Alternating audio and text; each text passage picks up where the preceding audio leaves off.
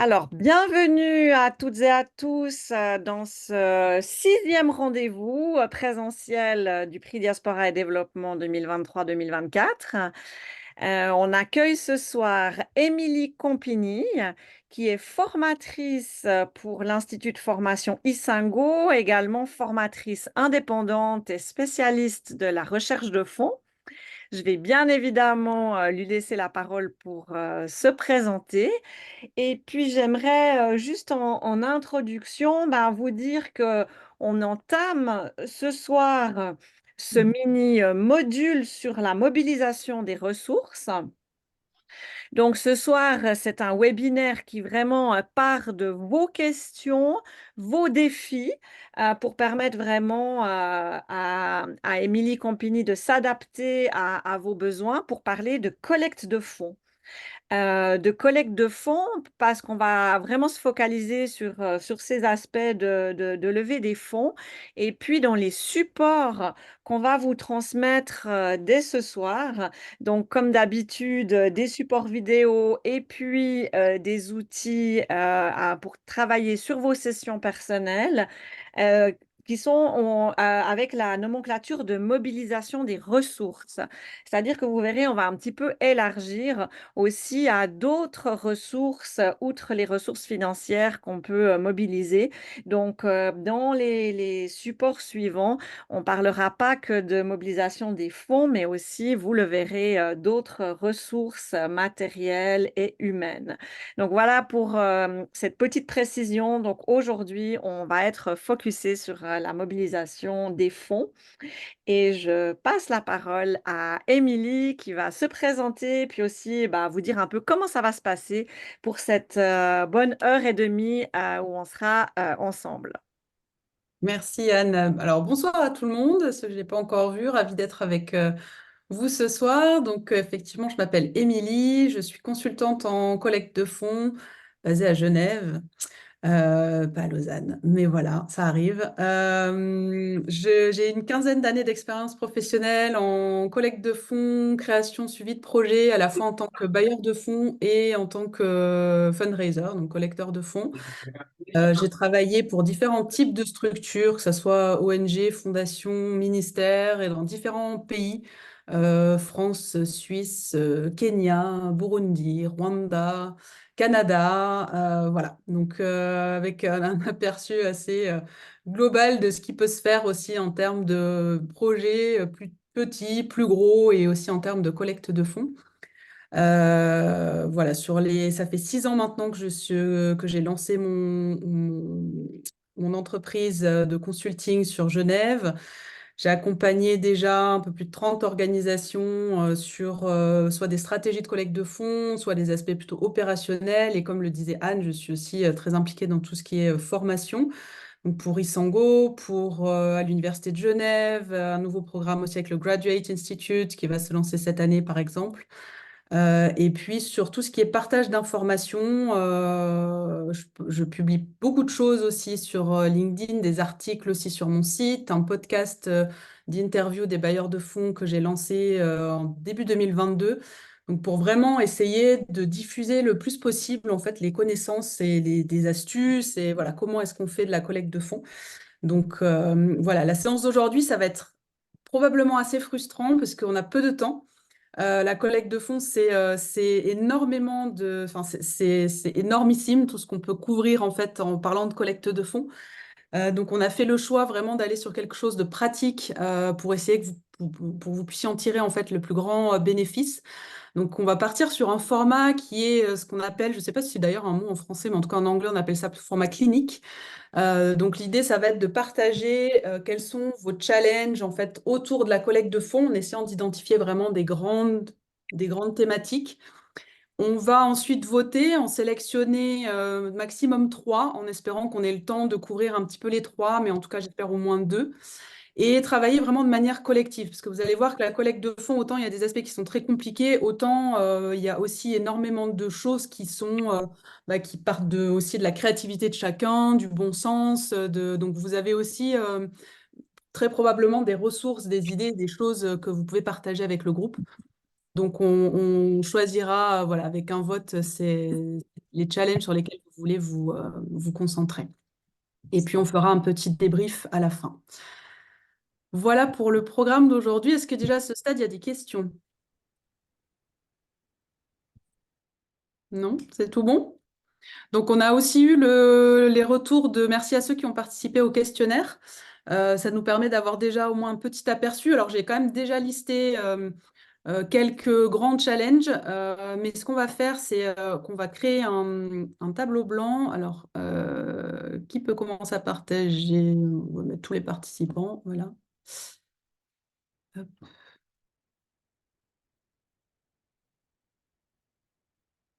Alors, pourquoi je n'arrive pas à faire de tableau blanc sur ce...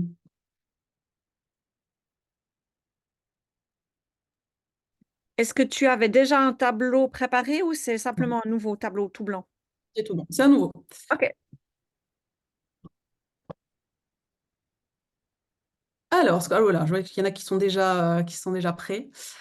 Euh, alors, j'avais la partie outils, qui est la barre d'outils qui a disparu. C'est magnifique. Les tableaux, préférences, ta. Alors, où est ma petite barre?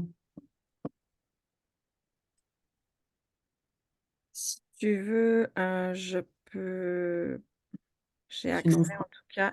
Tu voulais mettre un mind mapping? un mind mapping, oui, si c'est possible.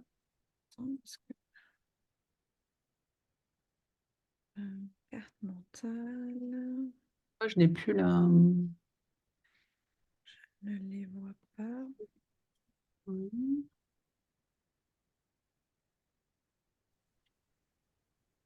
Question plus. Euh, Moi non plus, je ne les vois plus. Bon. Alors, Alors, je peux même pas... Est-ce que quelqu'un arrive à créer quelque chose? C'est bizarre, je peux même pas créer de boîte... Alors, sinon, on va peut-être refaire.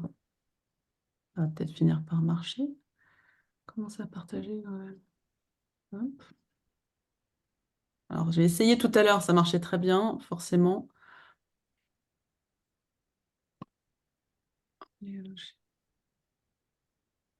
Ah, je crois que c'est un problème de paramètres. Bon, sinon, on va faire autrement, tant pis, hein. carte Un mentale. problème de paramètres sur Zoom. Bon, bah, c'est pas grave. Alors, on va pas perdre trop de temps. Mais voilà, j'en ai un ici, mais Ah, je ne sais ça pas y est. si ça va aider à. Ça me paraît plus compliqué que de. Ouais, mais on peut pas. Je pense que quelqu'un peut modifier, parce que moi, je peux pas modifier. Donc, c'est pas grave. On va faire autrement. Ne bougez pas. Donc j'enlève le modèle. Oui. Je vais prendre les notes. Ou bien simplement on va ailleurs ici, voilà. Si on va plus loin, ça va ou pas? Si on va plus loin, c'est-à-dire... Puis on utilise le chat et puis moi je crée le sondage. Oui, tout à fait. Alors, moi, j'avais quelques challenges. Alors, on va peut-être fermer le tableau blanc. Bon, bah, désolé pour l'outil Zoom qui ne fonctionne pas. Ce que je vais faire, c'est ça. Voilà. Alors, tant pis. On va le faire à l'ancienne. Et je vais rajouter les éléments que vous voulez partager.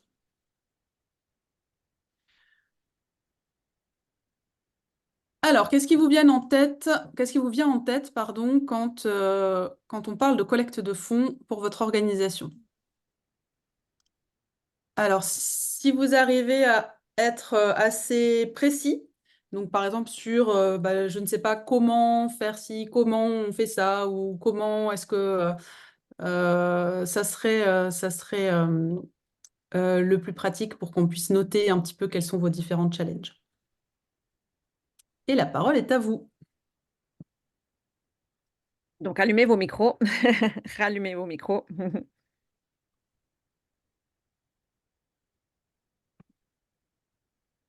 Alors, si personne n'a de challenge, je propose qu'on arrête le webinaire tout de suite. Bonjour, Bonjour. je m'appelle Ferdinand. Comment là, je suis président d'une association, effectivement, qui participe dans ce prix Diaspora. Mais le challenge, c'est d'abord de trouver des partenaires qui puissent nous donner des fonds pour réaliser nos projets, des partenaires. Et puis, voilà, le challenge premier, c'est trouver les partenaires. Et puis, le deuxième, c'est de trouver un projet qui soit comment dire, dans les perspectives, dans les objectifs de ces partenaires. Alors, on va préciser un tout petit peu. Alors, dans trouver des partenaires, qu'est-ce qui est problématique? C'est de savoir où trouver des partenaires, c'est de savoir comment est-ce qu'il faut Si les c'est, approcher. oui, comment est-ce qu'il faut les approcher? Comment est-ce qu'il faut vendre nos projets pour qu'ils soient, comment dire, éligibles dans pour être financés, quoi. D'accord. OK. Merci beaucoup. Ben, je D'autres. vous en prie. Bonjour, bonsoir. Ah, pardon. Je suis Ariane Berry pour l'association Bonabé KDI. Moi, mon gros challenge, c'est euh, aussi comment trouver les bailleurs de fonds, les approcher et surtout euh, comment est présenté un dossier à part le projet qu'on a. Comment, qu'est-ce, comment on constitue un dossier euh, pour présenter à un bailleur de fonds. OK. Comment- Euh, Bonsoir, Christopher Inembe de l'Association des Amis d'Elembo. Moi, j'aurais aussi une question, enfin, un challenge que j'ai remarqué. C'est que la plupart de bailleurs de fonds ou des fondations qui soutiennent des projets de développement en Afrique demandent de l'expérience pour pouvoir être financés. Et du coup, je trouve assez compliqué de pouvoir répondre à ces critères d'expérience, surtout pour des associations qui viennent de s'écrier, qui n'ont pas vraiment voilà, beaucoup d'années d'expérience, voilà, d'existence sur le marché. Du coup, c'est quand même assez compliqué parfois d'avoir comme réponse, oui, votre projet est cool, seulement vous n'avez pas beaucoup d'expérience. Du coup, je me demande s'il faut continuer en espérant pouvoir gagner en termes d'années d'existence pour pouvoir répondre aux critères de l'expérience ou si vous aurez des conseils à donner par rapport à ça. Merci. D'accord. D'accord. Donc, j'ai résumé en comment convaincre en étant nouveau, ça vous convient? C'est ça, ouais. D'accord. Alors, d'autres défis, d'autres obstacles? Oui, bonsoir, Sarah de l'équipe Today People. Nous, en fait, l'un des challenges, c'est aussi de savoir quel est le bailleur qui pourrait correspondre à notre projet, dans le sens où qui est la bonne cible à qui s'adresser. Ok. Alors, je vais appeler ça comment qualifier ses prospects parce que en fait, c'est comment est-ce que vous pouvez évaluer en fait les critères de, par exemple, des fondations, etc., auxquelles vous voulez demander des financements et évaluer si par rapport à votre projet, c'est pertinent. Oui, merci. OK. D'autres choses. Est-ce que peut-être j'ose lire certaines questions qui peut-être ont été écrites par des personnes qui sont pas là ce soir? Je sais qu'il y a notamment une association qui était excusée parce qu'ils travaillent ce soir. Et alors, j'arrive pas à dire laquelle c'est, mais vu que le questionnaire était anonyme, mais peut-être je vais vous lire dans les sondages les gros challenges qui ont été qui ont été répondus, qui sont différents de ce qu'on a dit, hein. Il y avait une question de confiance, hein, manque de confiance. J'imagine aussi dans le savoir-faire pour approcher les bailleurs. Il y avait effectivement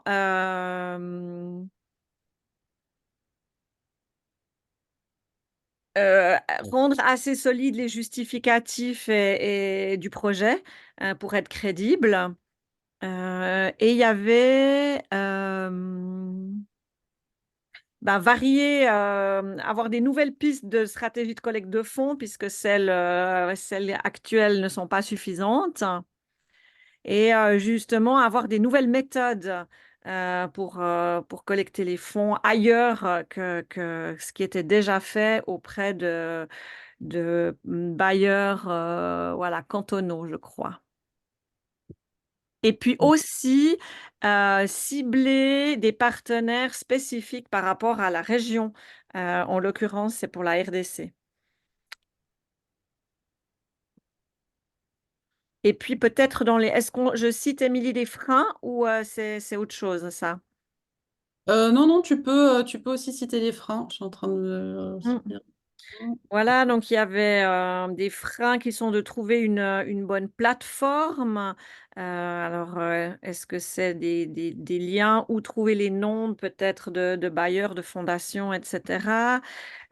Comment structurer le dossier pour le présenter. Élargir autre que la communauté déjà connue, donc peut-être la communauté en lien avec le pays d'origine.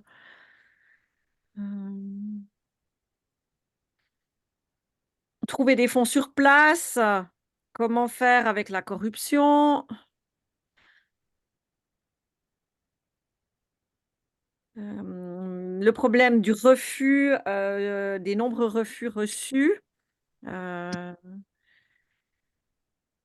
je vous Le rassure tout manque de de suite. connaissance des mécanismes de financement, mieux connaître les mécanismes de financement pour mieux voilà, cibler les demandes. Et puis, le manque de partenaires fidèles à son projet pour arriver à toucher d'autres bailleurs et le manque d'expérience. Voilà.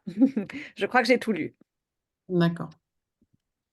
Sur les réponses négatives, je vais vous rassurer, ou peut-être pas, mais en tout cas, peut-être alléger un peu le sujet. C'est la réalité pour toutes les organisations. C'est-à-dire que le nombre de réponses négatives que vous recevrez sera toujours beaucoup plus élevé que le nombre de réponses positives. Pour vous donner un ordre d'idée, ce qu'on appelle le taux de conversion, c'est-à-dire le, le- le pourcentage en fait entre le nombre de demandes que vous envoyez et le nombre de réponses positives que vous allez recevoir sur ces demandes envoyées, pour tout ce qui est collecte de fonds, ce qu'on appelle institutionnel, donc plutôt au niveau de, par exemple, des bailleurs publics ou des fondations, etc. On est en général en dessous des 10%, un taux de conversion de 10%. C'est-à-dire que pour avoir 10 réponses positives, il faut envoyer presque une centaine de demandes. Voilà. Donc ça varie après en fonction des organisations. Euh, mais en tout cas, ça reste, voilà, la compétition reste dure et il ne faut pas se décourager pour autant parce que ça fait partie du jeu, malheureusement, de la collecte de fonds. Est-ce qu'il y a une ou deux dernières idées que quelqu'un voudrait partager pour les challenges? Sinon, on va pouvoir reprendre ces éléments-là et puis peut-être faire le sondage pour essayer d'en sélectionner en tout cas entre un et 3 qu'on va pouvoir regarder un peu plus en détail ce soir. Je peux faire une question aussi? Oui, bien sûr. Ah bon, c'est gentil. Quelle est l'utilité du crowdfunding pour ce genre de recherche de fonds? Alors, le crowdfunding, c'est une bonne question. Le crowdfunding, ça a un peu la réputation d'être l'outil miracle qui ne l'est pas du tout. Donc, c'est le crowdfunding, c'est ce qu'il faut savoir, c'est que ça peut être intéressant à partir, ça demande certaines bases. C'est-à-dire que si on a déjà une très bonne communauté, on a déjà des gens qui sont engagés autour de l'association, on a déjà des petits donateurs qui sont très engagés auprès de l'association.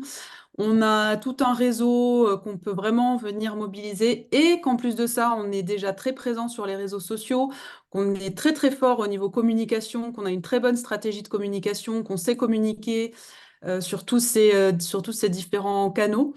À ce moment-là, ça peut être ça peut être un bon outil. Mais beaucoup d'organisations vont se casser les dents dessus parce que ça demande, faut pas sous-estimer, c'est pas juste on met quelque chose en ligne et puis on attend que ça tombe, c'est que c'est vraiment toute une stratégie de communication autour et c'est énormément de temps parce qu'en fait, ça va demander vraiment toute une campagne avec des relances régulières, tout un contenu aussi qui est développé avec des messages qui vont pouvoir être créés de manière à être le plus convaincant possible. Et en fait, le crowdfunding, ça marche par en fait 3 cercles comment dire, pas de partisans, mais en fait, de réseaux. Il va y avoir l'organisation au centre. Il faut que l'organisation puisse déjà solliciter son réseau autour d'elle, donc ses membres, voilà, ses contacts, ses petits donateurs, etc. Et atteindre, je crois que le pourcentage, c'est déjà pouvoir lever au moins 40% du budget, enfin en tout cas de l'objectif de collecte via ce réseau-là, pour espérer en fait que ça puisse s'élargir à 2 autres cercles qui vont être en fait le réseau en lien avec vos membres, vos petits donateurs, donc le deuxième cercle. Et quand c'est enfin quand ça a vraiment un grand succès, là on va même pouvoir toucher un troisième cercle, c'est-à-dire de personnes connectées par des personnes de personnes. Enfin voilà, donc on élargit en fait le réseau comme ça. Mais ça demande déjà d'avoir vraiment cette base en fait de réseau autour de votre association. Voilà, pour répondre rapidement à la question. Donc, ça peut être une option, hein. C'est simplement, est-ce que vous avez une forte capacité à la communication? Est-ce que vous avez tous ce réseau-là autour de vous? Est-ce que vous avez voilà, toute cette communauté en fait autour de l'association? Alors, s'il n'y a pas d'autres challenges, je propose qu'on regarde, est-ce qu'il y a besoin... alors oui, Yann partage aussi sur le chat que vous allez pouvoir revenir sur le crowdfunding avec des exemples réussis et ratés. Donc, ça sera utile. Anne, est-ce qu'il y a besoin d'un coup de main pour le sondage en même temps? Je ne sais pas si on peut le créer à 2. Peut-être ça peut être utile de me lire. Alors, sondage. Donc, je crée un nouveau. Alors, volontiers pour relire les sondages, ça sera donc un choix multiple. Donc,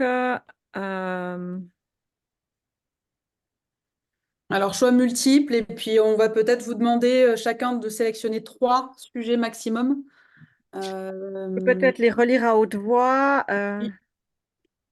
Tu me dis quand c'est bon pour toi. Ouais, c'est bon. Alors, comment approcher les bailleurs de fonds? Mhm. Mhm. Comment convaincre en étant nouveau? Ça vous permet de réfléchir à votre vote pendant qu'on crée le sondage. Voilà. Mhm. Comment prendre confiance pour demander des fonds?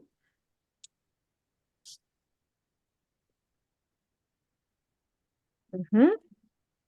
Quels sont les différents moyens de collecter des fonds, pardon. Donc, quels sont les différents moyens de collecter des fonds? Mhm. Comment qualifier ses prospects? Ah, attends. Alors peut-être pour préciser, ce que j'appelle prospect, c'est des cibles potentielles, c'est-à-dire c'est par exemple des fondations, des entreprises, des personnes que vous souhaiteriez cibler, à qui vous souhaiteriez demander des fonds, ou qui potentiellement pourraient vous donner des fonds, mais qui ne sont pas encore vos donateurs. Mhm. Comment identifier de nouveaux prospects? Et j'avais mis entre parenthèses local, international. C'est des nouvelles cibles de prospection, c'est ça? Oui, par exemple. D'accord. De nouveaux prospects. Prospect. Ah, prospect, ça se... Ok, c'est moi qui ne connaissais pas le terme. Je croyais que c'était un, un, un raccourci, comment dire, un jargon, mais non. Ok. Et puis, comment vendre son projet, être crédible, c'est ça? Et comment? Oui, alors il y en a encore 3. Donc, comment bien vendre son projet et être crédible? Mhm. Mhm. Comment Et- constituer un dossier de demande de financement? mhm. Et comment mieux connaître les mécanismes de financement?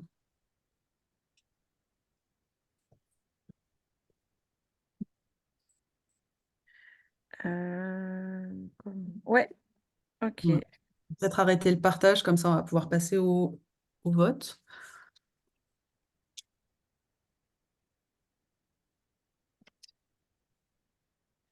Alors, Parfait. encore une fois, si vous pouvez choisir maximum entre 1 et 3 chacun, donc 3 maximum, Sinon, j'imagine que vous allez vouloir, enfin, qu'il y en a probablement plusieurs dans le lot qui vous intéressent, mais on va se limiter à 3 maximum. J'ai ça. Paf, modifie.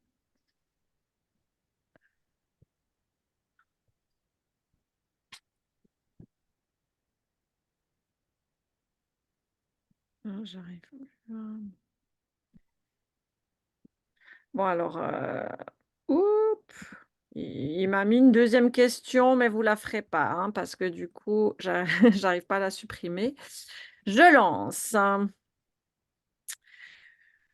Voilà, donc en principe, vous pouvez voter et avoir des choix multiples, c'est-à-dire répondre à maximum 3 pour voir lesquels ont le plus de votes. Est-ce que tout le monde arrive à voter? Oui. Alors, allez-y.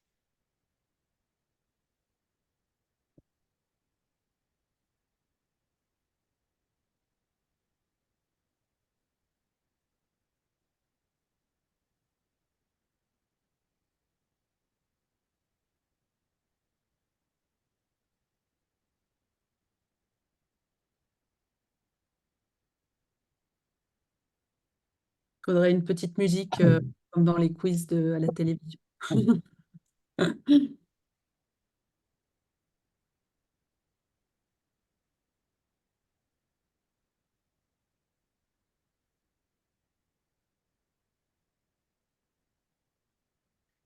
Super, vous êtes déjà 8, 9 à avoir voté.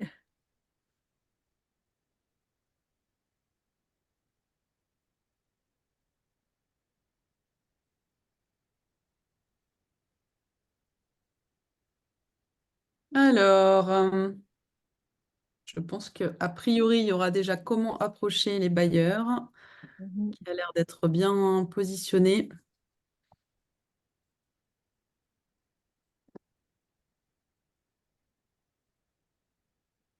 Alors, il manque encore 2 votes.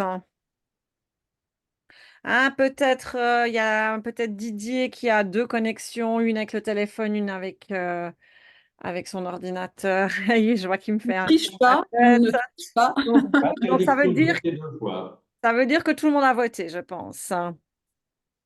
Donc je peux mettre fin au sondage et je vais partager les résultats. Voilà. Alors, 75, 42, 42, 58. Ah, Donc approchez les Alors, on a 2 ex-aequo avec le 42%, effectivement. Comment vendre son projet et quels différents moyens de collecter des fonds? Bon, en tout cas, on va pouvoir commencer avec comment approcher les bailleurs. Ensuite, il y a comment constituer un dossier. les différents moyens, peut-être. Et puis, Constituer un dossier et vendre son projet, on peut imaginer que ça peut se... effectivement, on pourra peut-être recouper. Donc, je mets ici, avec quoi vas-tu commencer? Je mets les 3 dans le chat, je les résume. Comment approcher? Comment approcher les bailleurs.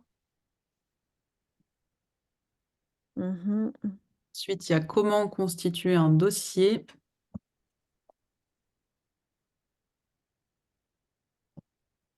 Comment constituer un dossier. Je reprends aussi pour pouvoir faire sur des... Et quels différents moyens, c'est ça?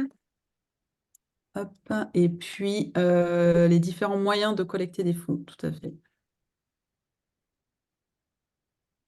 Voilà. Dommage que le tableau blanc ne fonctionne pas, ça serait pratique, mais on s'adapte. Alors, et donc le dernier que j'ai dit, les différents moyens de collecter des fonds. Hop. Alors, hop, comme ça je vais pouvoir repartager aussi mon écran. Et on va commencer avec le premier sujet.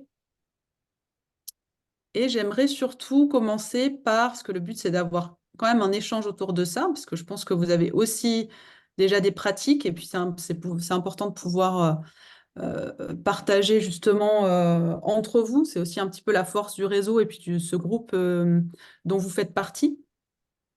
Alors, quels sont pour vous, ou en tout cas, comment est-ce que vous faites pour approcher les bailleurs de fonds?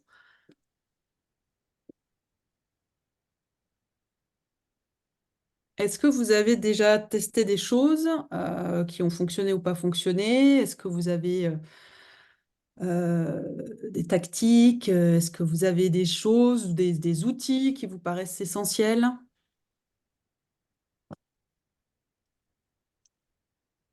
Même des choses toutes simples, hein, d'ailleurs.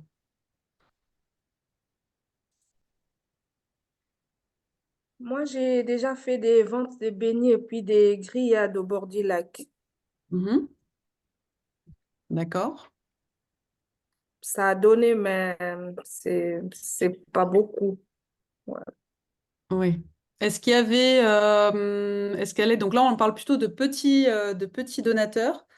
Est-ce qu'il y avait comment dire, une méthode en particulier pour essayer de convaincre, ou en tout cas d'expliquer aux personnes qui participaient, Euh, barbecue, comment... J'expliquais, j'avais fait des flyers qui expliquaient un peu ce que je faisais. Mhm.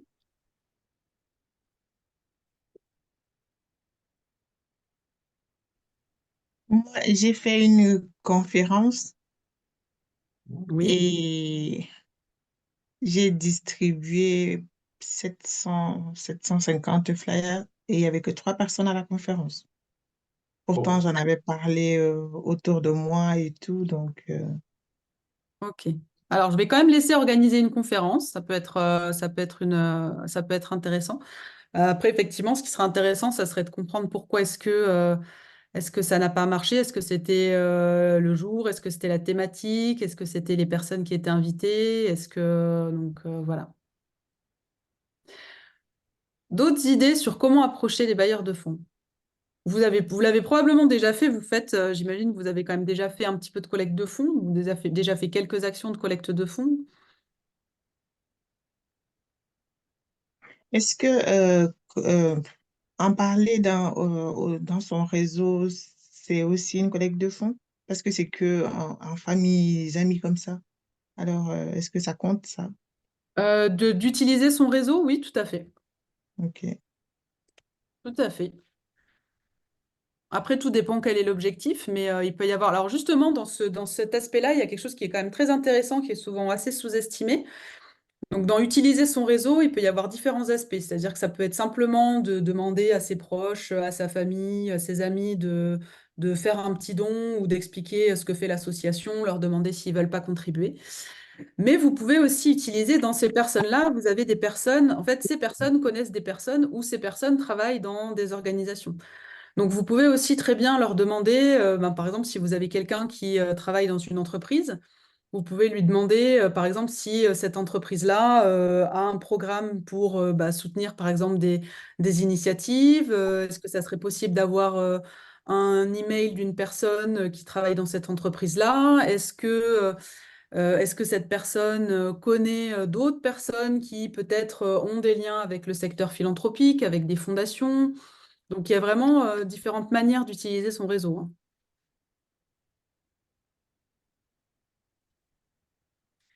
En parlant du réseau, vous avez aussi, j'imagine, tous un conseil d'administration. Oui.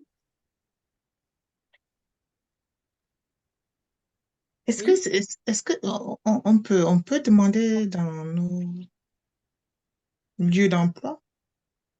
Oui, pourquoi pas. Tout à fait. Donc, son réseau, alors on va mettre amis, famille.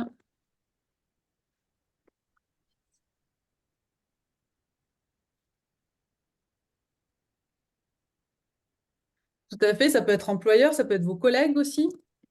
Même ne serait-ce que de demander si eux, ils connaissent d'autres personnes qui travaillent dans d'autres entreprises ou qui connaîtraient peut-être une fondation, quelque chose comme ça.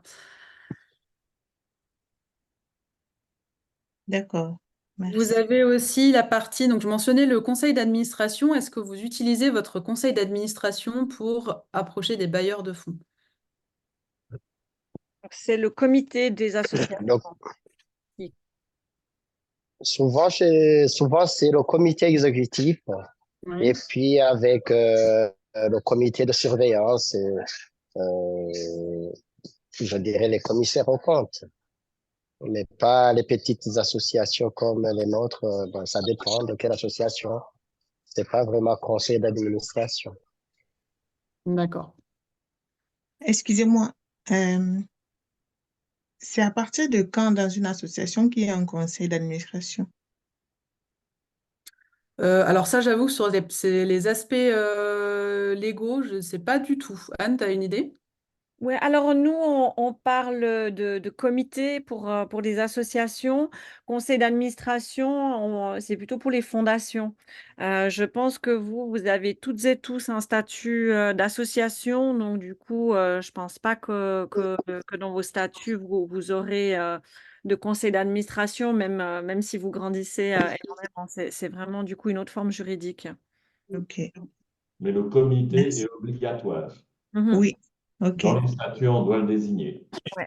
ok. Après, peut-être dans vos futures entreprises solidaires, parce que c'est vrai que même si je pense notamment aux amis d'Elembo qui visent à créer une entreprise, pour l'instant, vous avez le statut associatif, mais peut-être qu'un jour, ça sera votre future entreprise sociale et solidaire qui aura effectivement qui pourrait avoir un conseil d'administration. Ça existe aussi pour ce type d'entreprise ou de coopérative, hein, si c'est une coopérative aussi. Effectivement, je pense qu'on aura plus tard un conseil d'administration. Mhm. Ok. Alors en tout cas, pour cette question-là, comité exécutif, ça marche aussi.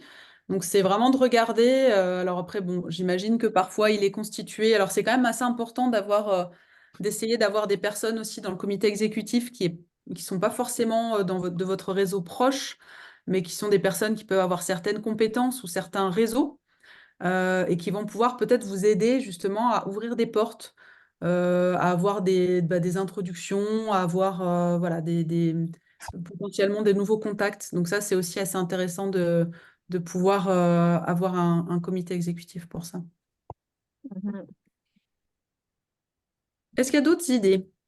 Non, en fait, nous, c'était pour la question antérieure. Si on a recherché des fonds, nous, en fait, on s'est adressé à des instituts sur place, au ministère de la Santé, au Mhm. pays en Afrique, puisque c'était, nous, on est dans la santé, notre domaine, donc on a eu des contacts avec des gens placés en Guinée, à plusieurs pays d'Afrique. On a fait un prospectus, on fait une petite présentation. Et puis, il y avait un intérêt, mais malheureusement, ça n'a pas abouti. Donc, on a fait quand même pas mal de voyages, de présentations. Et Mhm. puis, on avait des retours qui étaient positifs, un intérêt, mais malheureusement, là, il n'y a rien qui aboutit. Voilà. D'accord. Alors, peut-être pour préciser, merci pour le partage. Peut-être pour préciser, on va reprendre, je vais vous redonner un petit peu des catégories parce que vous savez, donc il y a différentes cibles, hein. Vous pouvez demander des fonds à des petits donateurs, donc ça s'appelle le grand public. Vous pouvez demander des fonds à des fondations ou des fondations d'entreprises, à des entreprises, par exemple, au canton, enfin voilà, différents acteurs publics. Euh, Comment est-ce que vous allez, alors peut-être si on parle bailleurs de fonds, par exemple pour des fondations, comment est-ce que vous pouvez essayer de les approcher?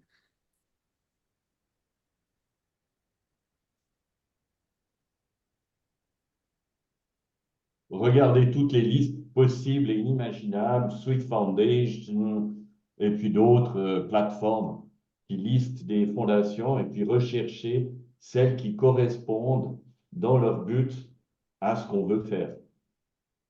Tout à fait. Donc je vais mettre faire un travail de recherche et de prospection parce que ça, malheureusement, ça fait partie aussi des choses absolument à faire quand on fait de la collecte de fonds. Qui demande quand même un petit peu de temps, mais voilà, ça c'est assez important. Donc vous avez effectivement plein d'outils, plein de choses. Si vous mettez même liste de fondations, par exemple sur Google ou autre, vous trouvez plein d'endroits où vous pouvez avoir enfin toute une liste de fondations avec les différents secteurs dans lesquels elles sont actives. Parfois il y a des contacts, parfois il n'y en a pas. Mais ça, c'est quand même assez important de pouvoir faire vraiment ce travail-là de recherche, ce qu'on appelle de prospection.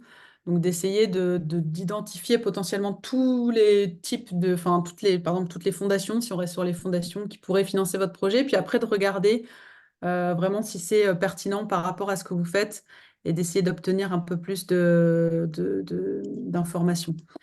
Euh, donc, en lien avec ça, alors c'est donc Claude mentionnait par exemple Swiss Foundation. Donc, est-ce que vous connaissez un petit peu les réseaux, les groupes, en fait, les groupements de fondations, par exemple, en Suisse? Est-ce que vous avez un petit peu cette visibilité-là? Alors, Christopher, de l'association des Amis de Lembo, oui, nous, on a beaucoup regardé sur Fond de Réseau. Mhm. Seulement, eux, ils ont un truc gratuit où il y a une liste qui n'est pas exhaustive de fondations qui soutiennent de projets. Bah, ils ont aussi une option d'abonnement et là, apparemment, une fois que vous êtes abonné, vous aurez la liste exhaustive de fondations, enfin de bailleurs. Et nous, enfin, on n'a pas pris l'option abonnement parce qu'on se demandait si ça valait la peine de payer on se demandait qu'est-ce que ça vaut de payer. Est-ce que cela veut dire que derrière, ils font de suivi de dossier, etc. Ou c'est juste le fait d'avoir la liste et puis après, vous vous débrouillez. Donc, on se demandait justement, c'est pour si vous aurez la réponse par rapport à ça, si ça vaut la peine de s'abonner sur une plateforme pour pouvoir avoir une liste ou vous pensez que déjà, le fait de rechercher sur Internet suffirait en tout cas pour le début. Mm. C'est une bonne question. Alors après, c'est un avis qui est tout à fait personnel, hein. Donc voilà, après, c'est pas forcément une vérité absolue. Moi, de mon expérience, ça ne vaut pas le coup de payer pour avoir accès à ces plateformes. J'ai déjà pu voir un peu les deux, c'est-à-dire la version gratuite, la version payante. J'ai trouvé quasiment aucune différence entre la version gratuite et la version payante. Donc pour moi, alors autant ça prend plus de temps, mais enfin peut-être, mais encore pas forcément, mais en tout cas ça prend du temps. Mais à partir du moment où vous avez des noms, vous pouvez aussi trouver des informations. Enfin, on peut trouver des contacts, on peut trouver donc en faisant quand même une bonne recherche sur Internet aujourd'hui, on arrive à trouver quand même pas mal de fondations, de contacts. Il y en a qui ont déjà des sites Internet avec tout le processus, etc. Donc pour moi, c'est clairement pas une chose absolument à faire pour avoir une liste. Vous n'aurez jamais une liste qui, de toute façon, sera complètement qualifiée par rapport à vos projets. Vous serez de toute façon obligé de faire ce travail de recherche et puis de qualification derrière. Donc, pour moi, c'est pas pertinent. Mais encore une fois, ça n'engage que moi. Donc, après, chacun peut faire son expérience. Ok, Par merci. rapport, je vous en prie. Par rapport au réseau de fondations, ce qui peut être assez important aussi, c'est vraiment d'essayer de suivre un petit peu l'actualité philanthropique et de voir, il y a quand même énormément d'événements où il y a des fondations, enfin des personnes qui travaillent dans des fondations qui vont être orateurs, oratrices dans un événement, dans une conférence, etc. Et il y a quand même beaucoup, enfin surtout en Suisse, c'est quand même assez dynamique du côté philanthropique. Il y a quand même beaucoup d'opportunités de pouvoir aller à la rencontre aussi directement de certains bailleurs de fonds et d'essayer d'aller directement leur parler, ou en tout cas prendre contact lors d'un événement ou d'une conférence, par exemple. Est-ce que c'est quelque chose que vous avez déjà fait? L'année dernière, j'avais entendu parler ça s'appelle comment? Symposium. Oui, le symposium des fondations? Oui. Et il y avait un numéro d'appel et puis j'ai appelé pour me renseigner. Ils ont dit que ça concernait les organisations et pas les associations. Alors, il y a différents. Alors, il n'y a pas que ça, hein, il y a d'autres choses. Alors, il y a quand même comment ça s'appelle, la journée des fondations qui est ouverte un petit peu à tout le monde. Après, je crois que le tarif est quand même assez élevé à la journée. Mais par contre, ça peut être plein d'autres choses. Par exemple, je sais, par exemple, alors là, c'est sur Genève, mais en l'occurrence, il y a par exemple le Centre en philanthropie à l'Université de Genève qui organise très souvent des conférences ou des déjeuners thématiques où n'importe qui peut participer, c'est gratuit. Et là, il y a très souvent un, deux, voire trois représentants de fondations qui participent et à qui il est possible d'aller parler, par exemple, après. Et j'imagine que voilà, sur les autres cantons, sur Lausanne, etc., il y a aussi plusieurs opportunités. Donc ça peut être assez intéressant aussi d'aller regarder de ce côté-là. L'année dernière, il y avait la journée internationale de l'humanitaire à Annemasse. Je ne sais plus comment c'était. il y avait tout plein d'organisations internationales.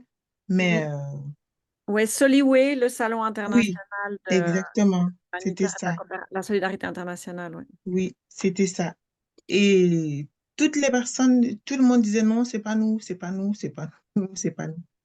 Retournez vers votre pays. En fait, il y a allez voir les gouvernements, il y a des trucs dans vos pays d'origine. C'était fatigant, Hmm, décourageant même. d'accord. Bon, après, c'est important. Alors, justement, on en vient peut-être à un autre aspect qui est, est-ce que vous avez en tête ce qu'on va appeler un pitch ou vraiment la valeur ajoutée de votre organisation? Est-ce que vous êtes assez au clair sur le narratif de votre organisation et qu'est-ce qui fait que vous vous positionnez peut-être un petit peu différemment d'autres organisations qui sont actives dans le même secteur? Je sais pas. Un pitch, un truc pour vendre l'association ou bien les... Mhm. Oui, oui, tout à fait. Hmm. Alors, la question s'adresse à tout le monde, hein, pas forcément c'est Ariane, c'est ça? Oui. Bonjour, enfin, Christopher, encore une fois. Je pense, je ne sais pas si on peut dire qu'on a un pitch qui sera générique dès lors qu'on est quand même appelé à s'adapter aux critères du bailleur auprès de qui on veut demander le financement. Du coup, j'ai comme l'impression c'est difficile de trouver le mot juste. Je pense qu'on doit à chaque fois adapter ou changer pour pouvoir répondre aux critères comme je disais, du bailleur. Donc, c'est d'ailleurs, je pense, hein, pour tout le monde qu'on est là justement pour que la Fête des Vacances nous aide peut-être à trouver de bons mots ou à Mm. savoir peaufiner nos dossiers pour mieux le présenter. Mm. Alors, c'est un très bon point parce que ça permet de faire un petit peu justement le distinguo entre votre mission en tant qu'association et vos projets. Donc, effectivement, dans une certaine mesure, alors même si dans un monde idéal, c'est vrai que les projets sont créés à partir des besoins et qu'on ne devrait pas être obligé parfois d'adapter un petit peu par rapport à ce que veulent les bailleurs de fonds, mais ça, voilà, c'est un monde idéal. Et parfois, effectivement, il faut peut-être aligner un petit peu vos initiatives en fonction de. Cela dit, ça ne change pas la mission de votre association, votre raison d'être ne change pas en fonction comment dire, de ce que les bailleurs vont soutenir ou de pas soutenir. C'est-à-dire que normalement, quand vous avez créé votre association, vous êtes vraiment posé la question de pourquoi est-ce que vous la créez, à quels besoins est-ce que vous répondez, qu'est-ce que vous voulez changer, qu'est-ce que vous voulez accomplir. Et à partir de là, vous devez pouvoir ressortir des arguments clés, ce que j'appelle un petit peu un pitch, hein, c'est comment vraiment bien se vendre avec un narratif assez court.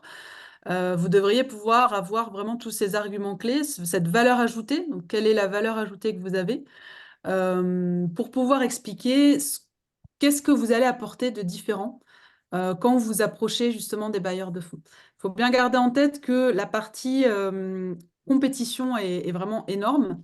Il y a de plus en plus d'organisations, il y a des fonds, il y en a, mais voilà, les critères sont aussi de plus en plus exigeants pour obtenir des fonds. Donc encore une fois, je ne dis pas ça pour vous décourager, au contraire, c'est plutôt pour vous inciter à vraiment venir réfléchir à cette valeur ajoutée que vous apportez. Et toute organisation, n'importe laquelle, peu importe la thématique, peu importe la taille, peu importe, vous pouvez toujours trouver au minimum un, voire plus d'arguments qui fait que vous avez quelque chose de différent, que vous apportez quelque chose de différent, que ce soit dans la manière dont vous faites les choses, dans la manière dont vous collaborez, dans la thématique que vous ciblez, enfin, donc il y a vraiment toujours des choses à mettre en avant. Et ça, c'est quand même assez important de pouvoir l'avoir bien identifié, parce que quand vous allez justement approcher des bailleurs de fonds, si vous n'avez pas ce côté déjà un petit peu impactant, un petit peu convaincant, vous allez très vite en fait repartir dans la masse de toutes les demandes ou toutes les approches en fait qui sont faites. Mhm.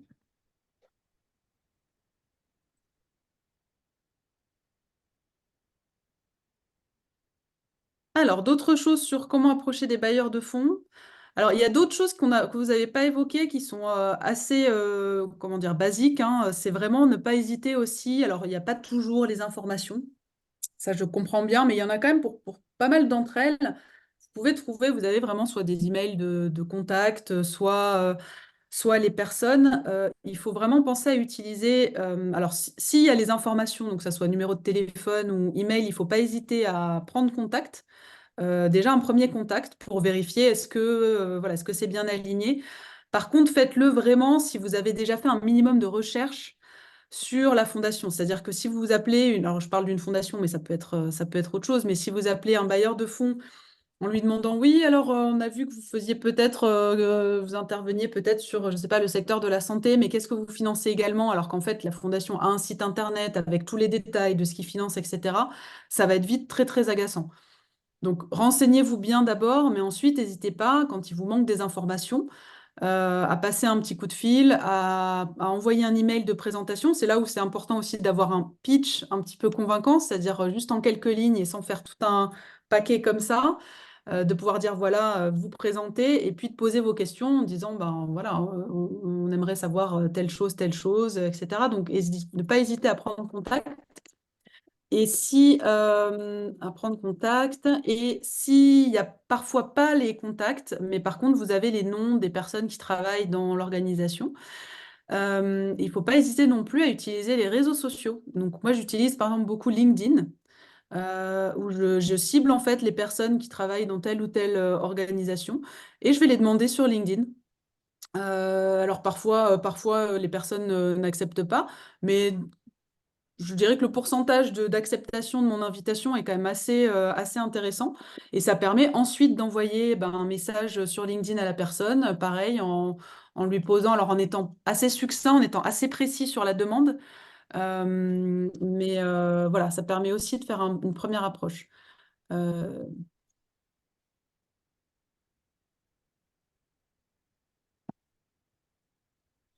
Je, Pardon, une question par rapport justement à ces LinkedIn. Quel serait le type d'approche qu'on pourrait avoir avec justement une personne sur ce réseau-là? Enfin, qu'est-ce qu'on pourrait chose qu'on pourrait lui dire, lui écrire, lui demander? Alors, tout dépend de ce que vous avez à lui demander. Après, effectivement, ça serait plutôt de faire un message assez court sur voilà, votre mission, la raison de votre organisation, en essayant, dans la mesure du possible, de mettre en avant vraiment justement cette valeur ajoutée, ces arguments clés, ou vraiment d'essayer d'identifier aussi un angle d'approche. Par exemple, je sais, vous travaillez sur quelle thématique? C'est la santé. Sur la santé. Donc, par exemple, si vous voyez, je ne sais pas, des actions de ce bailleur sur une thématique de santé spécifique, vous pouvez aussi partager, par exemple, vous aussi votre avis, vous, votre expérience, votre expertise, en disant, bah oui, effectivement, j'ai vu que vous aviez fait une conférence ou que vous avez fait un post en parlant je ne sais pas, tout ce qui va être violence gynécologique, par exemple. Nous, on travaille sur cet aspect-là où on a vu qu'il se passait ça et ça. Est-ce que... Ouais. On a vu qu'il se passait ça et ça dans tel pays à ce sujet-là. Voilà, on aurait bien aimé. Alors, ça peut être vraiment soit d'y aller en positionnant plutôt l'expertise, votre expertise, vos connaissances, parce qu'en fait, vous avez des connaissances. Un bailleur de fonds qui est spécialiste sur des thématiques de santé ne va pas forcément tout savoir de ce qui se passe dans tous les pays du monde. Et vous avez forcément des informations intéressantes, voilà, des opinions, des choses à partager. Donc, il ne faut pas hésiter aussi vraiment à vous positionner comme euh, experts au même niveau en fait que sur cette thématique-là, mais peut-être juste dans une région spécifique ou dans un pays spécifique, et à vraiment lancer un dialogue et un échange. Et par contre, toujours poser des questions. Si vous voulez un retour, il faut vraiment poser des questions parce que sinon la personne ne répondra pas forcément. Donc par exemple, si c'est plutôt pour un partage d'expertise, ça peut être une question autour on aurait vraiment aimé partager plus amplement autour de ce sujet-là avec vous. Est-ce que vous auriez éventuellement la disponibilité pour un appel de 30 minutes voilà, sur telle thématique, ou si vous êtes plutôt sur une approche un petit peu plus classique, de présenter un petit peu ce que vous faites et puis bah, de demander, voilà, on a vu que, euh, je ne sais pas, sur votre site internet, enfin, que vous avez des organisations avec lesquelles vous travaillez. On n'a pas, par contre, on n'a pas vu s'il était possible de poser une demande de déposer une demande de financement. Est-ce que vous acceptez de nouveaux partenaires cette année? Est-ce que donc voilà, toujours vraiment de poser des questions pour vraiment engager un dialogue. Et n'hésitez pas vraiment à positionner votre expertise. Ça, c'est extrêmement important parce que beaucoup d'organisations ne le font pas.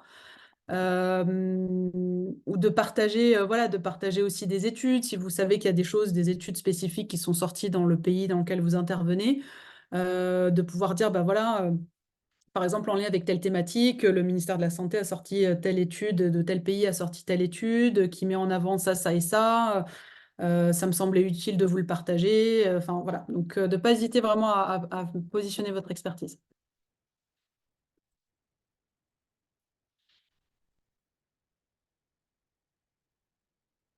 Alors, d'autres choses, ou peut-être on passe ensuite à la... Alors, on n'a pas, forcément, il n'y a pas, c'est difficile de tout couvrir, mais Oui, en tout cas, ça donne déjà, j'espère, quelques pistes, quelques idées. moi, j'avais une question sur l'utilisation de LinkedIn, vous Hmm, permettez.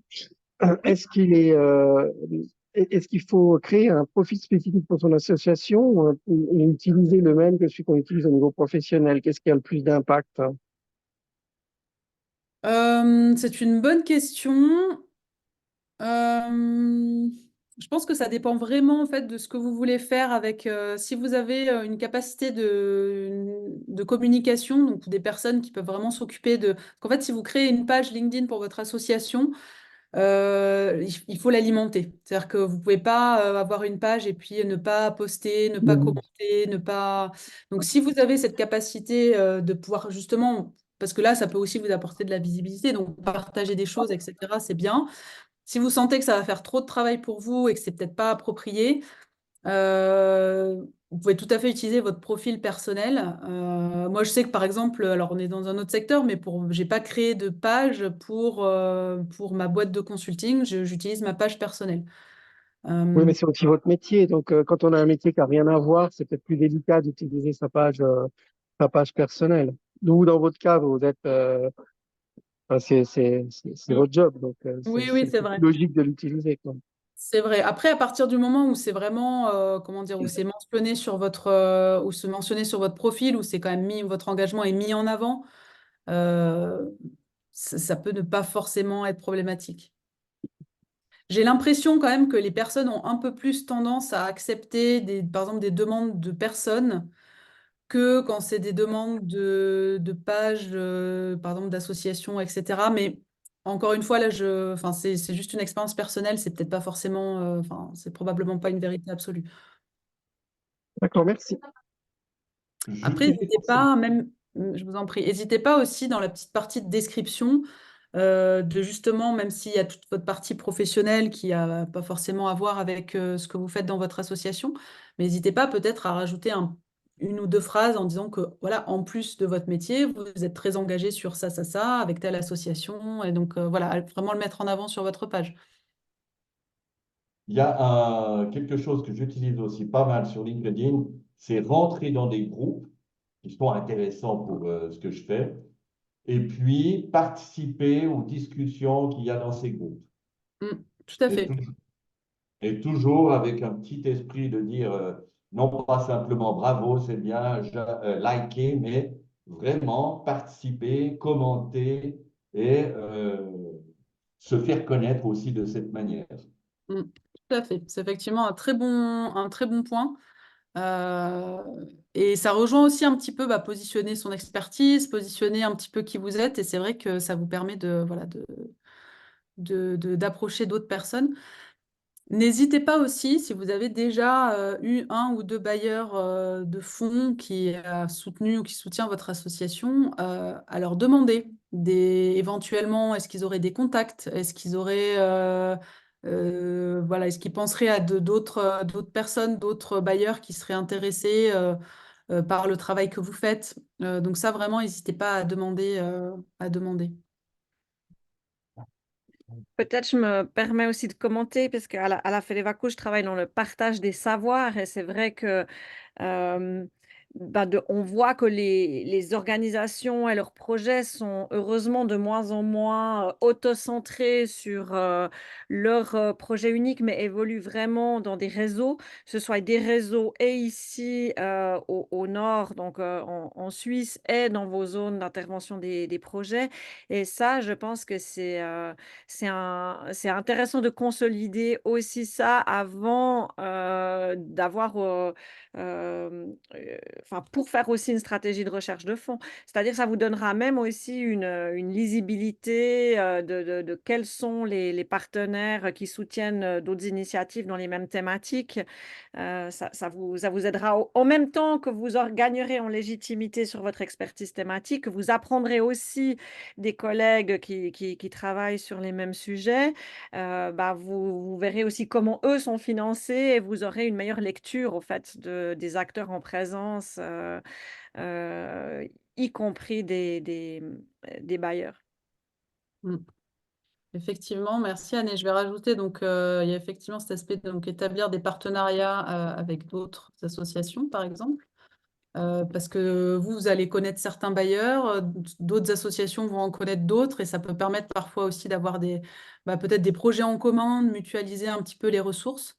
Et puis, j'ai rajouté aussi faire un benchmarking des organisations similaires. Donc ça, c'est un benchmarking, c'est vraiment vous regardez un petit peu toutes les associations qui sont dans le même secteur que vous, sur la même thématique, et vous voyez quels sont leurs bailleurs de fonds, donc dans les rapports annuels, sur les sites internet, etc. Et ça peut vous permettre déjà aussi de filtrer un petit peu, puis d'avoir quelques nouvelles idées de qui peut soutenir votre organisation.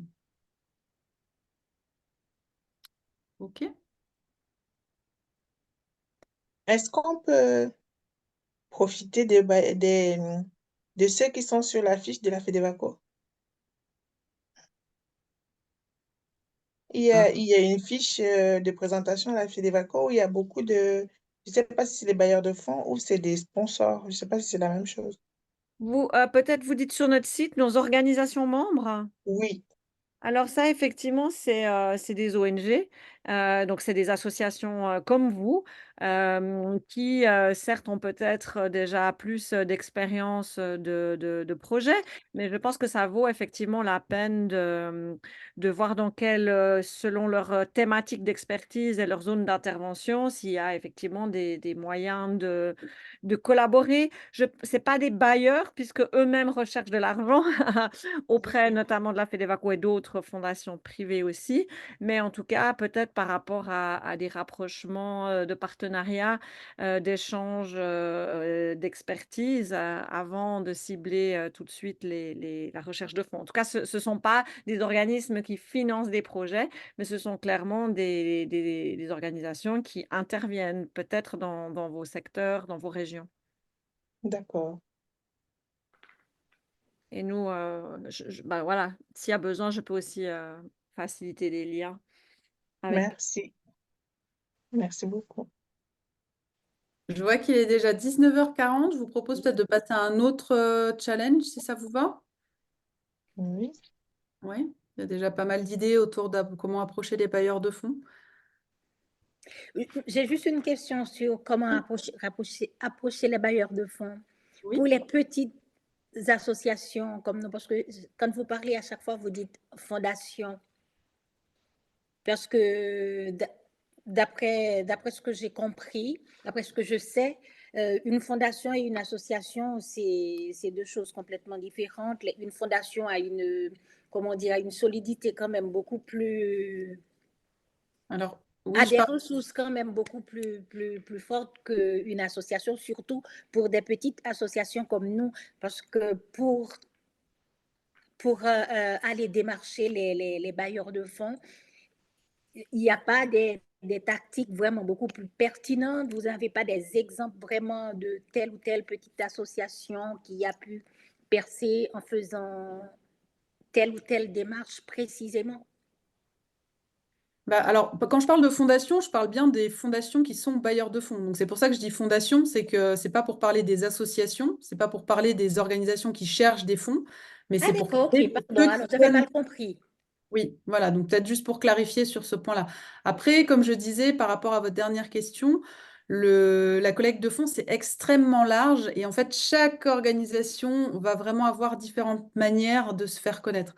Comme je disais, la partie vraiment travail de recherche et de prospection, c'est inévitable, surtout quand vous êtes petit ou quand vous êtes nouveau. Il faut passer du temps à faire ce travail de recherche, etc. Et puis de se lancer, en fait, d'envoyer des contacts, des mails, de faire des demandes de financement. Après, voilà, il y a d'autres organisations, mais qui vont être créées peut-être par des personnes qui ont déjà un certain réseau dans le secteur, qui vont pouvoir tout de suite travailler beaucoup plus la visibilité ou la communication ou comment est-ce qu'elle se positionne, etc. Il n'y a pas un cas de figure, voilà, il y a pas un cas de figure, c'est c'est D'accord, très merci. multiple en fait. Peut-être, moi, j'aimerais Excusez-moi. juste partager dire on a, en tout cas, dans les organisations qu'on a vu passer à la FEDEVACO, on a plein de success stories. Et vous dire que c'est pas forcément la capacité à lever des fonds d'une très grande fondation qui va être le facteur de leur success story. On a des toutes petites associations qui ont participé au prix Diaspora comme vous, qui ont été exemplaires, qui ont touché peut-être à un article dans un journal parce qu'ils ont organisé une activité très créative, un mini festival, quelque chose avec les écoles. Enfin voilà, il y a eu plein de savoir-faire qui a été mis en avant aussi par des histoires personnelles, parce que vous êtes capable de raconter sur vous, parce que vous avez des histoires singulières, des parcours de vie singuliers qui vont faire la différence et qui vont ensuite même être elles-mêmes approchées par des fois des structures qui disent on aimerait collaborer avec vous. Pas forcément quelqu'un qui va vous dire j'aimerais vous poser X dizaines de milliers de francs sur la table, hein, faut pas, mais qui dit on a envie de collaborer ensemble, etc. Et petit à petit, ça va devenir des success stories. Mais je pense pas que le facteur déclencheur de la success story, c'est d'avoir trouvé un gros bailleur, hein. Ça commence très rarement, et à mon avis, je ne sais pas ce que pourra nous dire Émilie, mais à mon avis, ça va commencer très rarement ou jamais par là. Mm. Oui, oui, effectivement, ou alors ça demande quelqu'un qui a déjà tout un réseau et tout un... Voilà, mais effectivement, et il y a d'ailleurs plein de petites, on pense beaucoup à des grosses fondations, mais il y en a plein de petites. Vous pouvez trouver sur les différents répertoires de fondations qui donnent, par exemple, 5 000 francs et qui sont vraiment contentes de pouvoir soutenir aussi des petites initiatives. Donc, il n'y a vraiment pas que des gros bailleurs. Et effectivement, voilà, c'est aussi toute la créativité que vous pouvez y mettre dans cette recherche de fonds. Ok. Excusez-moi, quand on fait par exemple, si on fait on monte un dossier de demande à une fondation, est-ce qu'il y a un délai, par exemple, pour relancer ou bien si on n'a pas de retour? Alors, quand vous avez soumis une demande de financement et Oui, il y a un délai pour faire.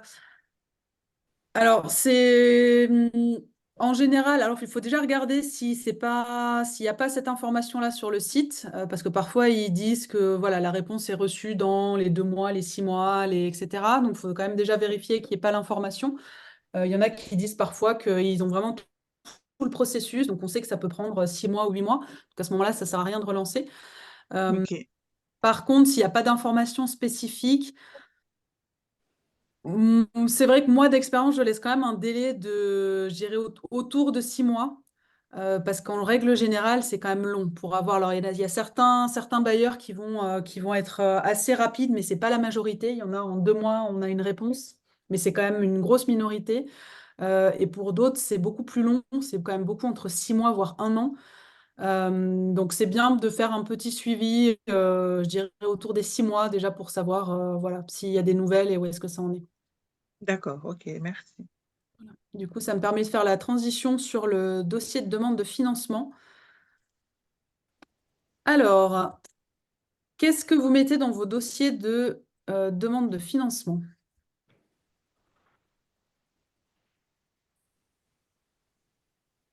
La lettre, Alors, une lettre. le projet, Ok. Alors, lettre. Le projet, donc la proposition de projet. Mhm. Moi, je dirais que ça dépend de bailleurs. Il y en a qui ont des formulaires en ligne et puis qui demandent de remplir le formulaire. Et Mhm. généralement, ici, c'est que je vis, ils demandent d'envoyer des projets, une lettre, et puis le budget, je crois, ils demandent. Dans la majorité, enfin, en tout cas, la majorité de ce que je vis. Budget sur 2 ans ou sur 5 ans. Les prévisions, en tout cas, sur 5 ans. Ça dépend de bailleurs. D'accord. Effectivement, alors je vais bien le remettre là, donc il faut vraiment toujours bien vérifier les critères parce que ça change toujours d'un bailleur à un autre, que ce soit des bailleurs publics ou voilà, des fondations, même fondations d'entreprise, etc. C'est jamais la même chose. Donc effectivement, parfois, parfois c'est la proposition de projet, parfois ça va être la proposition de projet détaillée, parfois ça va être la note de concept, parfois ça va être effectivement un formulaire à remplir. Parfois c'est en ligne, parfois c'est un formulaire à télécharger, à renvoyer. Donc ça, il faut vraiment regarder quels sont les critères à chaque fois. Ensuite, effectivement, vous mentionniez aussi tout ce qui est financier. Donc là, ça peut être les budgets. Alors pareil, il faut toujours bien vérifier les critères. Est-ce qu'il y a des critères spécifiques? Est-ce que c'est un budget global? Est-ce que c'est un budget par année? Est-ce qu'il faut mettre en avant, par exemple, les pourcentages de coûts, etc. Donc, pareil, toujours bien vérifier. Budget du projet. Et en lien peut-être avec le budget, probablement quelque chose qui passe assez souvent à la trappe et qui pourtant est important. Est-ce qu'il y a un autre élément financier, alors en dehors de tout ce qui va être compte annuel de l'association, etc., est-ce qu'il y a un autre élément financier auquel vous pouvez penser? Les prévisionnels, Alors, j'ai pas entendu. le budget prévisionnel ou le rapport d'activité, c'est passé. Alors ça, je vais le mettre. Alors effectivement, donc je peux mettre budget prévisionnel de l'organisation de l'association, compte annuel, audité. Et je pensais encore à autre chose. Le bilan? Comment? Le bilan? Alors, Il y en a qui demandent de bilan. Bilan, il y en a qui demandent de bilan. Alors, je suis désolée, Christopher, je ne sais pas si je suis la seule, mais j'ai du mal à comprendre ce que vous dites. Je parle de bilan. Toujours pas. Peut-être dans le chat. Alors, je vais. Désolée, ça passe pas.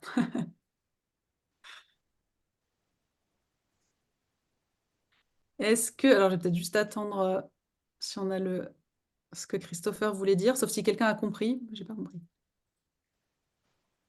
J'avais cru comprendre bilan. Bilan, d'accord. Ok.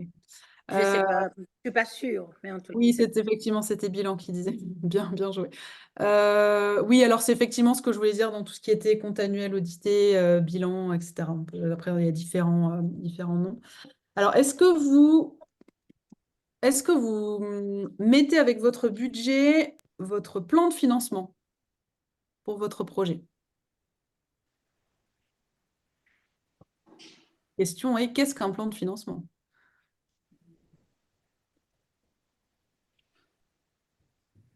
Exactement. Qu'est-ce qu'un plan de financement? Personne? Alors, un plan de financement, c'est... alors, souvent, on fait un petit tableau qui est tout simple, mais c'est les fonds que vous avez déjà obtenus ou les fonds que vous allez solliciter. En fait, c'est, par exemple, vous avez le budget de votre projet, je ne sais pas, c'est 25 000 francs. Vous allez dire, bah voilà, pour trouver ces 25 000 francs, j'ai peut-être 500 francs de fonds propres de l'organisation. Il va y avoir peut-être 2000 francs d'un événement barbecue, etc., qu'on fait avec nos membres. Il va y avoir, on a déjà peut-être eu, je ne sais pas, 5000 francs d'une autre fondation. Et puis, on prévoit de demander à tel autre bailleur, tel autre bailleur, tel autre bailleur, et de dire bah, les montants que vous souhaitez solliciter.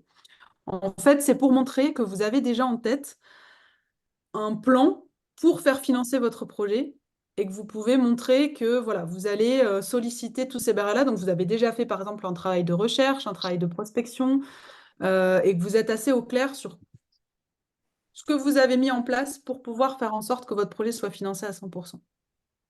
Ça permet aussi d'être un peu plus convaincant. À partir du moment où vous avez déjà un petit peu de fonds qui ont été confirmés pour le projet, par exemple, c'est encore plus important de mettre ça en avant parce que ça va aussi rassurer d'autres bailleurs de fonds qui vont se dire, ah bah il y a déjà voilà, 1 ou 2 partenaires financiers sur ce projet-là.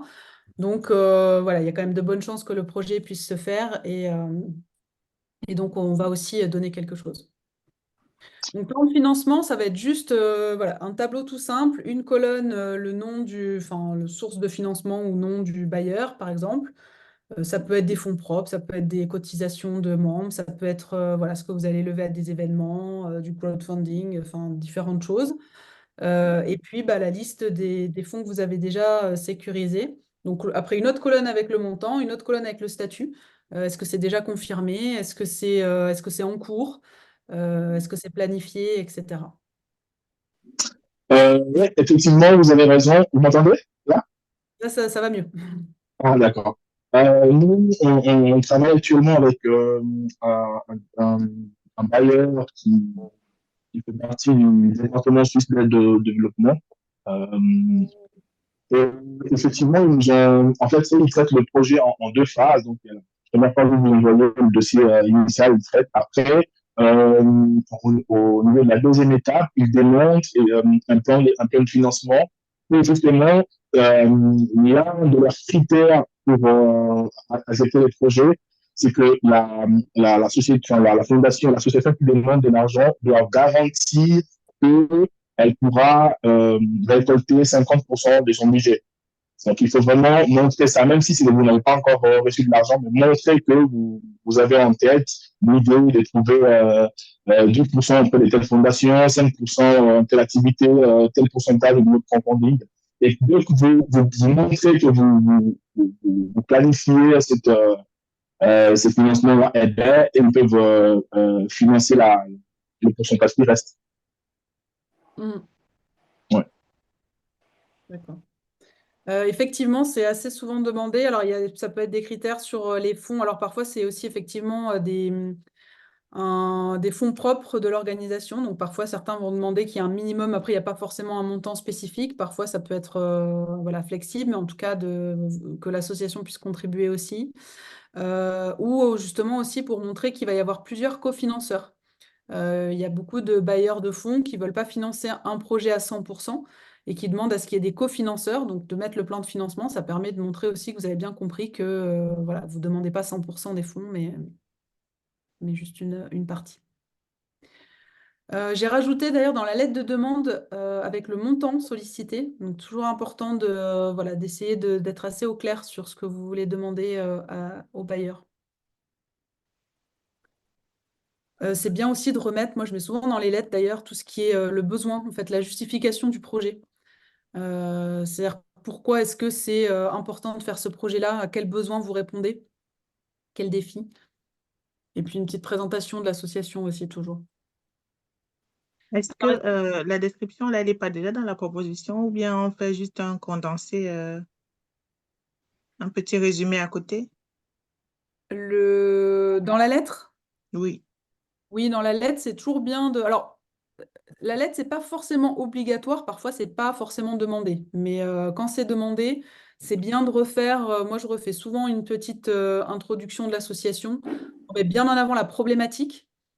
Quelle est la problématique que vous ciblez avec ce projet-là?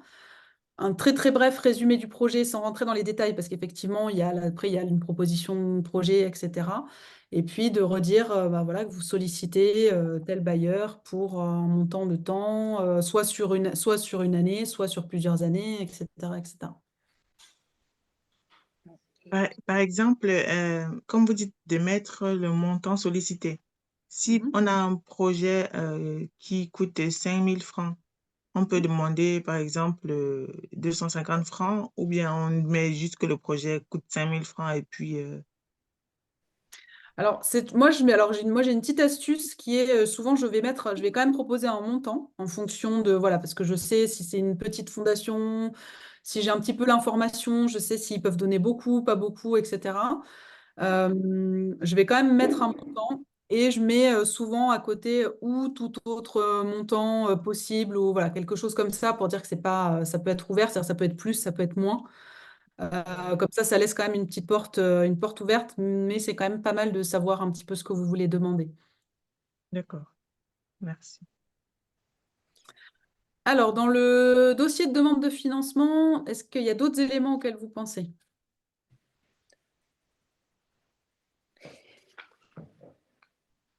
Alors d'ailleurs, j'ai mentionné... On peut demander un financement échelonné sur 1, 2 années par la photo, ou bien il faut que ça soit vraiment...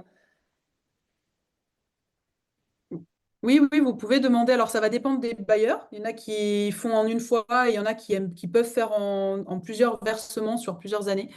Donc ça, faut voir s'il y a des informations spécifiques à ce sujet-là. Mais sinon, vous pouvez demander, voilà, si vous savez que c'est une fondation qui a un peu plus, enfin une fondation, un autre bailleur qui a un peu plus de fonds, ça peut être peut-être de dire on sollicite 5 000 francs par an sur 2 ans. D'accord. C'est possible. Il y avait quelqu'un voulait intervenir aussi, non? C'était juste pour répondre à la question par rapport à d'autres documents. Encore une fois, ça va dépendre de bailleurs. Là, ça va être Crépic avec lequel on travaille actuellement. Ils vont demander de diagrammes d'exemple, de work package, de rendu, en tout cas pas mal de petits documents comme ça qui montrent en fait on a pensé à tout autour de notre projet. Mm. Ouais, effectivement, alors il peut y avoir, donc ça dépend vraiment des critères de chaque bailleur. Mais après, il peut y avoir tout ce qui va être cadre logique, par exemple. Tout ce qui va être. Alors après, c'est aussi à vous d'évaluer, voilà, si vous avez cette capacité voilà, de faire cadre logique, par exemple théorie du changement. Vous disiez diagramme de Gantt. Si vous avez ces compétences-là, que vous pouvez le faire, faites-le. Après, si vous voyez que c'est trop, bah, peut-être que c'est voilà, un bailleur qu'il faut peut-être laisser de côté pour un moment et puis se concentrer sur d'autres qui demandent peut-être un peu moins de choses. Ça, c'est vraiment aussi à vous d'évaluer si vous pouvez répondre à la demande ou pas. Oui, Anne, oui, il est Ouais. 20 heures.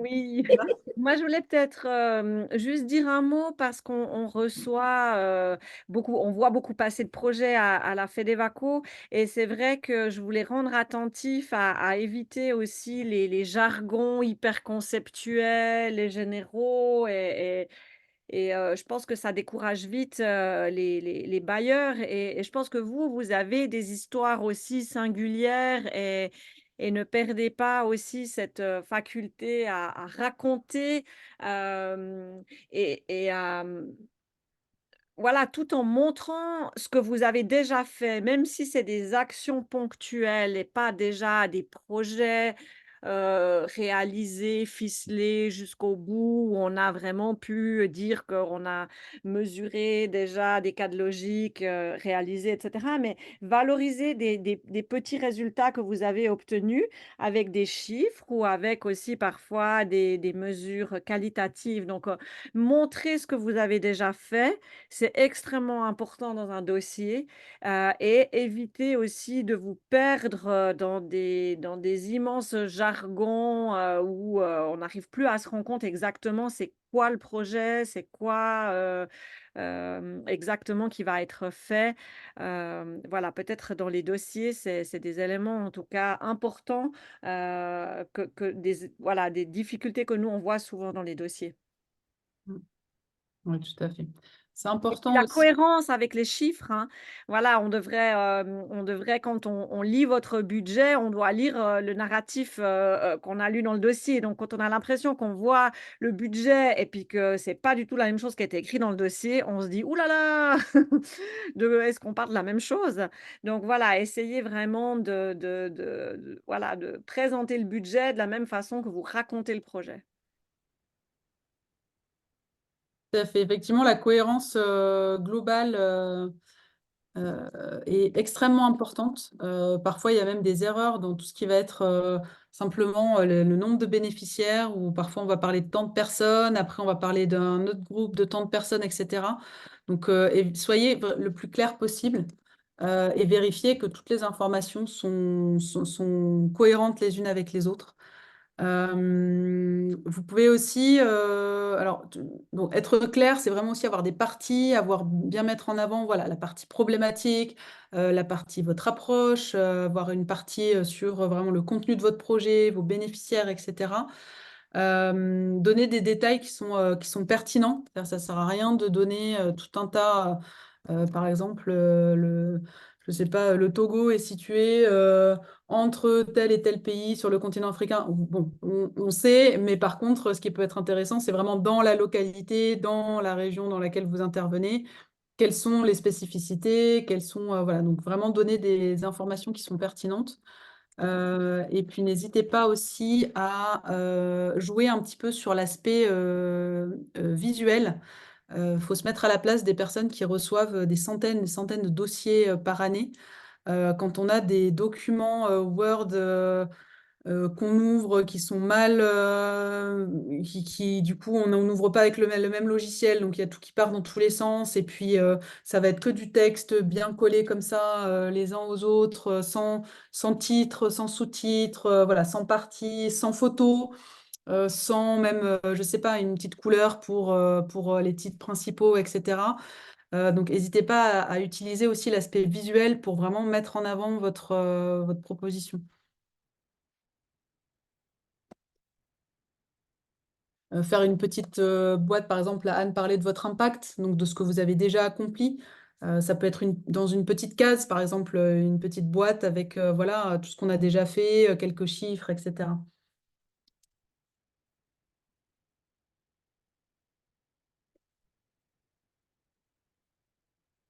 J'ai rajouté au passage quelques petites choses sur tout ce qui était document administratif. Alors après, il peut y avoir différentes choses qui sont demandées selon les cas de figure. Donc toujours la même chose, hein, bien vérifier les critères. Ça, c'est extrêmement important. Voilà. Après, on est vraiment plus sur la partie proposition de projet, où là, c'est vraiment la construction de votre projet. Vraiment justifier pourquoi est-ce que c'est indispensable de faire cette activité-là, enfin de faire ce projet-là. Donc vraiment revenir toujours à la base qui est, vous répondez à une problématique, c'est quoi cette problématique et comment est-ce que vous allez la régler. Voilà. Je sais qu'on a passé un petit peu le temps déjà de 5 minutes. Je ne sais pas s'il y a d'autres éléments sur le dossier de demande de financement. Alors, c'est bien aussi d'ailleurs, en plus de présenter aussi, alors pas forcément toute l'équipe, mais de mettre, moi j'aime bien mettre une petite photo de profil, un petit visuel on va dire, des 2-3 personnes clés de l'équipe avec le nom, et puis de présenter aussi un petit peu l'équipe.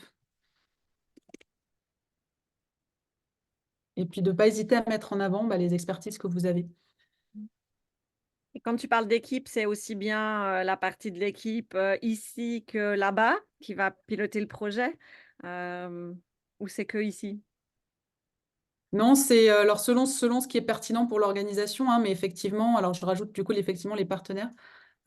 Si c'est bien de mettre en avant surtout les personnes qui ont de l'expertise. Donc, ça va être peut-être la personne ici qui va, si vous êtes toute petite équipe ici, ça va être la personne principale qui va s'assurer du suivi, du bon déroulement du projet ici.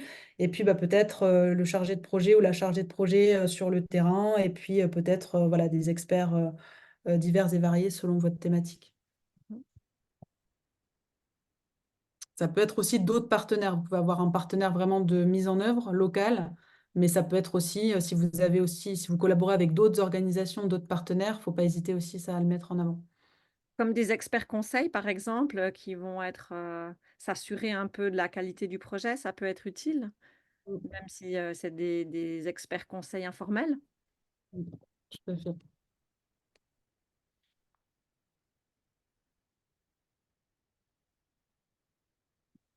Est-ce qu'il y a d'autres éléments qui vous viennent en tête autour du dossier de financement? puis après, malheureusement, je pense qu'on va devoir clôturer.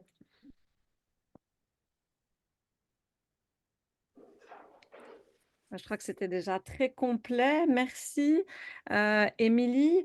Peut-être sur le troisième sujet, qui était les moyens de collecter les fonds, j'aimerais un petit peu vous rassurer qu'on va traiter ces aspects dans les supports qu'on va vous transmettre.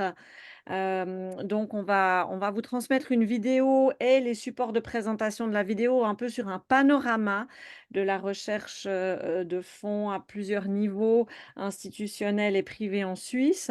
Et puis également un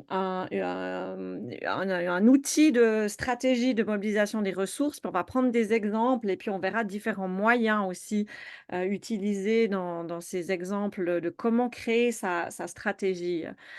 Donc ça, c'est ce qu'on va vous mettre à disposition. J'allais dire dès maintenant sur Agorakit, mais j'ai eu un petit bug technique pour arriver à mettre en ligne les vidéos, donc ça sera dès demain matin.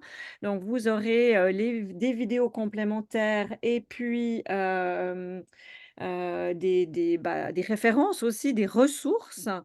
Et maintenant, peut-être, je laisse Émilie nous dire ce qu'elle peut aussi vous transmettre, peut-être en me les transmettant moi, et je posterai ça sur la plateforme Agorakit. J'imagine qu'elle pourra mettre déjà le lien sur son site, mais Émilie, tu nous parlais de podcasts, de différentes ressources. Est-ce que tu pourras mettre à disposition déjà, j'imagine le tableau partagé de ce soir, et dis-nous aussi ce que tu peux mettre et que je publierai sur notre plateforme pédagogique dès demain. Oui, oui, oui, bien sûr. Alors, donc effectivement, je vous partagerai déjà le travail collectif de ce soir avec les 2 slides qu'on a pu remplir avec un petit peu toutes les idées. Je vous rajouterai, je pense, quelques autres slides que je ne vous ai pas montrés, mais avec certaines choses. Par exemple, j'ai créé tout un squelette, un moyen un peu mémotechnique assez drôle, avec un squelette pour la proposition de projet, avec un petit peu toutes les parties, tous les éléments. Voilà, je regarderai aussi un petit peu ce que je peux mettre. N'hésitez pas à me suivre sur LinkedIn parce que je publie vraiment beaucoup de contenu, beaucoup d'astuces. Il y a des articles tous les mois. Il y a des astuces qui sont partagées, des idées aussi de fondations, de bailleurs de fonds selon des thématiques spécifiques. Donc vraiment, j'essaie de rendre cela le plus accessible possible. Je remettrai le lien vers mon site effectivement pour les articles et puis pour le podcast aussi, si vous voulez écouter certains bailleurs de fonds qui témoignent un petit peu sur aussi ce qu'ils financent, comment est-ce qu'ils travaillent, etc. Ça donne vraiment un bon aperçu aussi de ce qui se passe côté secteur philanthropique. Voilà. Super, merci beaucoup, Émilie. Je pense que c'était vraiment une grande chance de t'avoir avec nous ce soir. C'est évidemment une entrée en matière, mais vous avez aussi dorénavant le contact d'Émilie. Et puis, les ressources que je viens de vous citer. Et puis, j'aimerais encore terminer par vous dire que dans la suite du mois de mars, vous aurez encore les prochaines sessions sur la planification financière et puis sur les éléments aussi pour construire son budget, comment budgétiser, comment découper aussi vos différentes activités en activités budgétables. Donc ça, ce sera aussi des ressources qui seront mises à disposition par Claude Michaud, qui était parmi nous ce soir, qui est aussi un des formateurs coach du prix Diaspora. Donc ça, c'est les prochaines ressources qui vous seront transmises d'ici la fin du mois de mars. Et puis, notre prochaine échéance présentielle, ça sera le 20 avril pour une journée. Toujours à la Halle 18, Beaulieu-Lausanne. Et là, ça sera vraiment une journée pour avancer sur vos questionnements, avancer sur vos projets avec un peu un coaching collectif par groupe où on va inviter encore d'autres experts thématiques.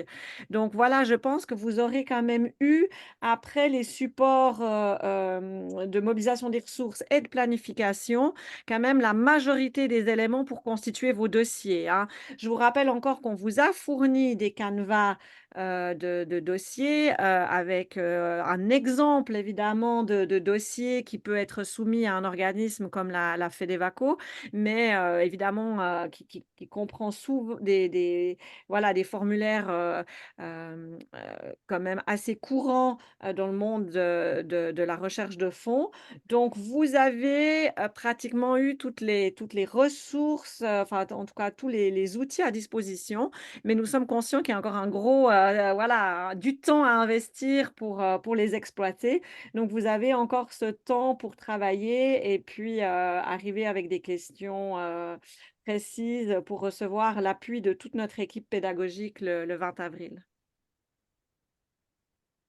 Parfait. Merci beaucoup. Merci beaucoup. Merci à tous pour votre participation et puis merci encore Anne pour l'invitation et au plaisir. Bon courage pour tous vos beaux projets. Merci. Merci. Bonne soirée. Voilà, et Bonne restez, restez Ciao, ciao. motivés, bon courage. À très Merci. vite et Merci. toujours à dispo pour vos questions. Merci beaucoup. À bientôt. Bien, merci. Bonne soirée. Au revoir, bonne soirée.